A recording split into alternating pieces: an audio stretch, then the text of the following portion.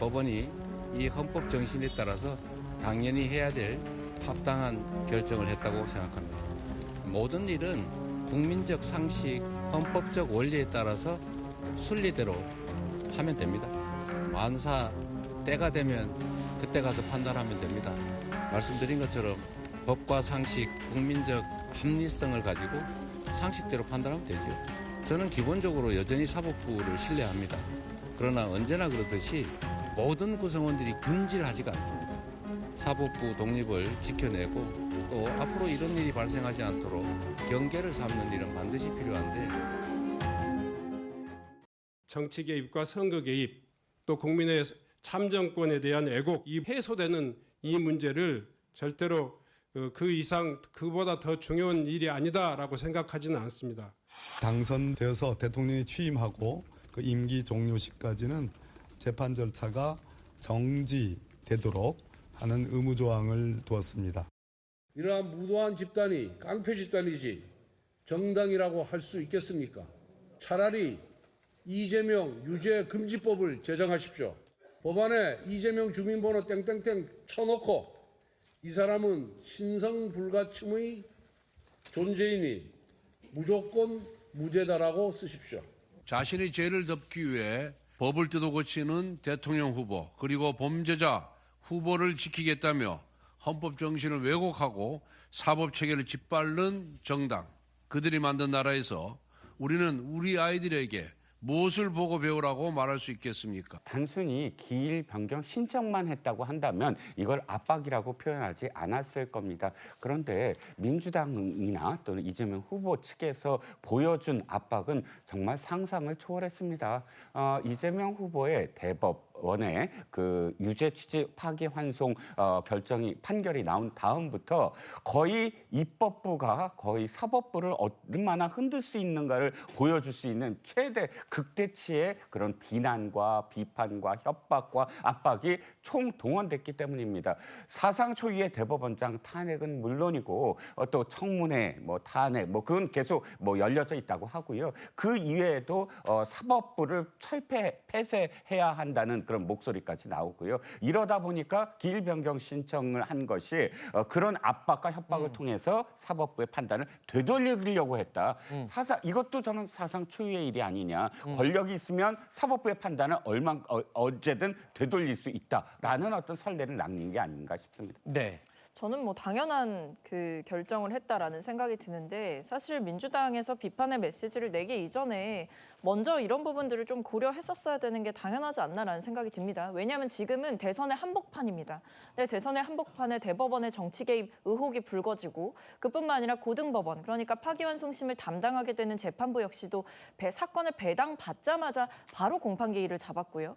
그리고 통상적으로 이 재판 관련한 서류를 소환장을 우편을 통해서 전달하는 게 일반적인데 바로 처음부터 이재명 후보에게는 집행관을 통해서 전달하려고 했습니다. 그러니까 이런 식으로 계속해서 이례적인 일들이 반복되게 되면 이재명 후보를 향한 어떤 사법부의 표적 어떤 재판 이런 것들이 이루어지는 것 아니냐라는 우려가 생길 수가 있는 거거든요. 그리고 사실 이 사안이 미뤄지게 된 거, 일정이 미뤄지게 된 것은 헌법의 취지에 비춰보았을 때에도 당연한 일입니다. 선거운동 기간 동안 후보자들에게는 공정하게 선거운동할 수 있는 기회가 보장되어야 하는 것이고 이것이 지금 야당의 유력 대선 후보가 만약에 재판 일정 때문에 이런 부분들을 제대로 기회를 누리지 못한다라고 한다면 혹은 유권자들로부터 멀어지는 결과를 낳게 된다라고 한다면 사법부가 정치에 개입했다 라는 비판을 낳을 수밖에 없기 때문에 네. 사법부도 이 사안을 엄중하게 인식한 것으로 보입니다. 네. 자, 이렇게 파기환송 재판이 대선 이후로 연기된 이후에 다음 주 13일로 예정돼 있었던 대장동 재판도 대선 이후로 연기가 됐습니다. 자, 위증교사 2심 재판도 해당 법원에 연기가 요청된 상태입니다.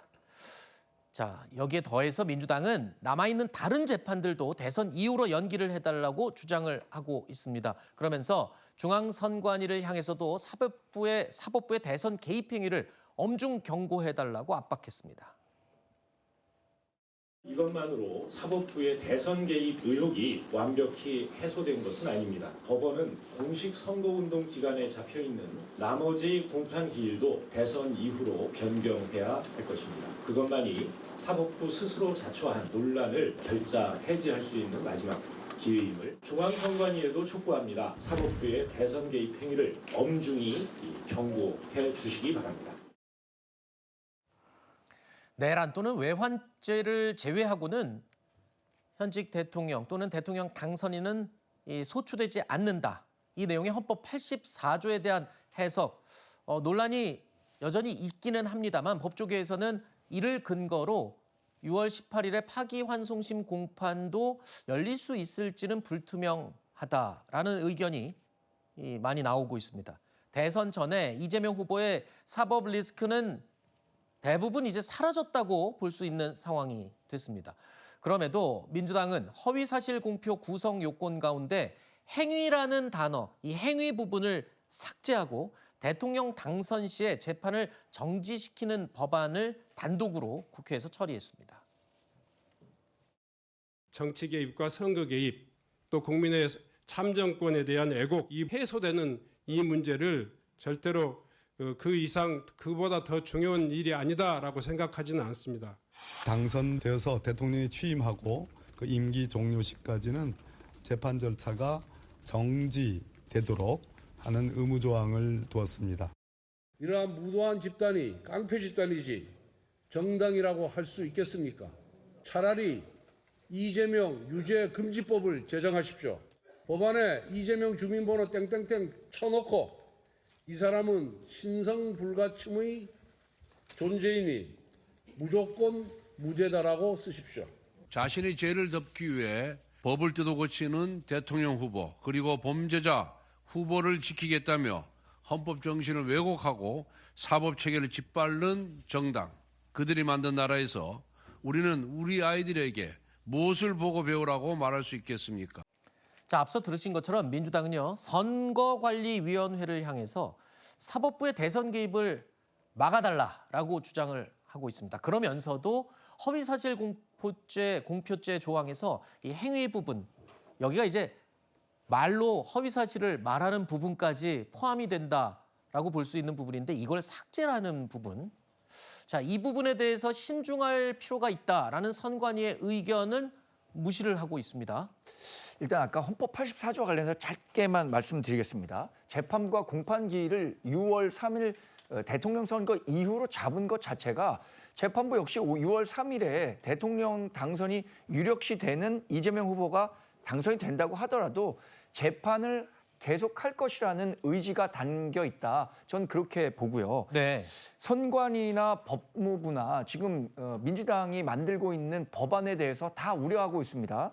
이 허위사실 공표죄 조항에 대해서 행위를 삭제한다는 거 선관위 반대하고 있습니다. 많은 부작용이 있을 거라고 우려하고 있는 거죠.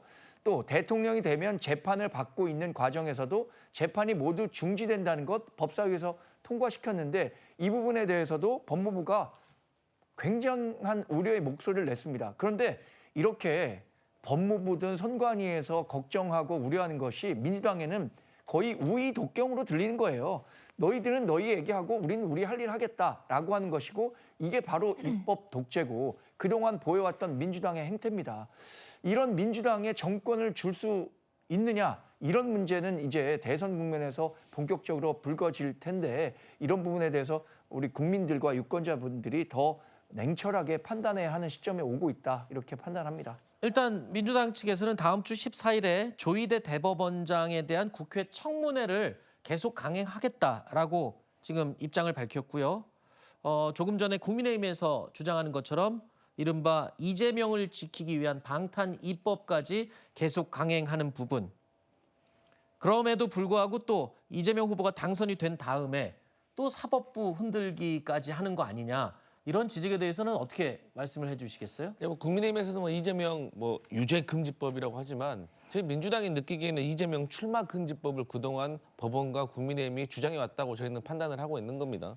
그리고 사실 이제 선거와 관련해 가지고 미국 대선 TV 토론만 보더라도 그 주최를 한 토론을 주최한 방송사에서 아래다가 뭐 팩트 체크를 합니다. 뭐 거짓이라든지 오해 소지라든지 그래서 이 카운터까지 다 합니다. 그래가지고 여기에 대해서는 시청자가 보고 판단을 하는 거예요. 그런 차원에서 저희도 그런 차원으로 저희가 그 입법을 하려고 하는 것이고 이 모든 것을 국민들이 다 알고 있습니다. 저희가 말씀드리잖아요. 저희가 몰래 하는 것도 아니고 여기에 대해서 지금 발의해도 사실 거부권에 맡길 것이기 때문에 이재명 후보가 대통령이 되면 저희는 그때 거부권을 행사하지 않고 국회에서 통과시키겠다. 이건 국민의 판단이라고 저는 생각하기 때문에 네. 저희는 이런 거에 대해서는 역풍이 불 것 같지는 않고 헌법 84조도 사실 뭐 대통령에 대한 제대로 된 직무의 안정성을 보장하는 것이 저희는 입법 취지라고 생각하기 때문에 네. 여기에 대해서 좀 입법 절차를 추진할 것입니다.